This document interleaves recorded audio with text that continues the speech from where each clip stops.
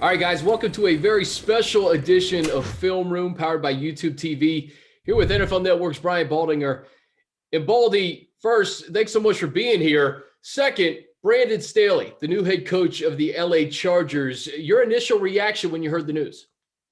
I wasn't surprised, Chris. I thought it's a great hire. I know a lot of other teams. I live in Philadelphia. I know the Eagles were very high on him. Look, he succeeded Wade Phillips there in Los Angeles this year.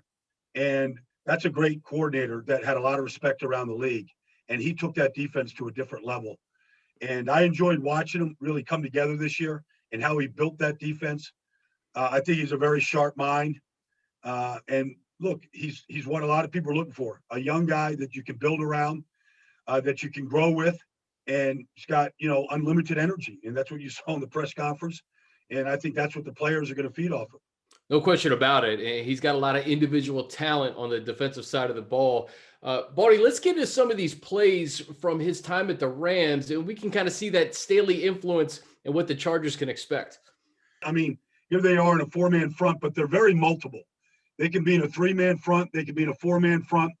Obviously, when you talk about the Rams, here comes Aaron Donald right over the left guard, who's a Pro Bowl left guard, and James Dooney. But, I mean, this defense was built in large part around the play of Aaron Donald, just like it was around Khalil Mack in Chicago, just like I think it'll be around, Joey Bosa, with the Chargers this year, because they moved him around all over the place. You never really knew where he was going to be. He drew a lot of attention. But, this is just a three-man rush right here. But, like just something like this, something so basic right here, they're not going to give the tight end a free release. You think about, your division against Travis Kelce. Yeah. I mean, I would never let that guy have a free release. So just little things like that you can expect. You're always chasing the champion in your division. Obviously, just something so basic, not letting Kelce get a free release. Baldy, I want to ask you about just putting your stars in a position to be successful, getting those one-on-one matchups for guys like Joey Bosa.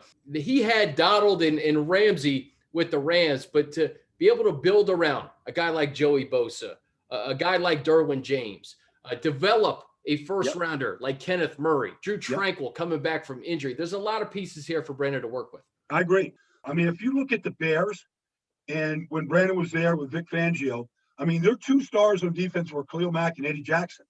Eddie Jackson, I think he had 4 defensive touchdowns that year. He was first-team All-Pro at free safety. They played him all over the place. They really built their defense on the back end around Eddie Jackson and on the front end around Khalil Mack. And it was very, very, very simple. Baldy, final thing for you, and we flip this to offense. The fact that Brandon Staley has a defensive background, but he also played quarterback. He spent a year with Sean McVay. How is that going to benefit Justin Herbert, who's coming off a record-setting rookie season in his second year and beyond here? I think it can be really huge. He can step into the quarterback's room and go, look, in protection this week, we really want to try to do this against this front. I think it was a big selling point, to be honest with you. His background as a quarterback, understanding protection, how important it is.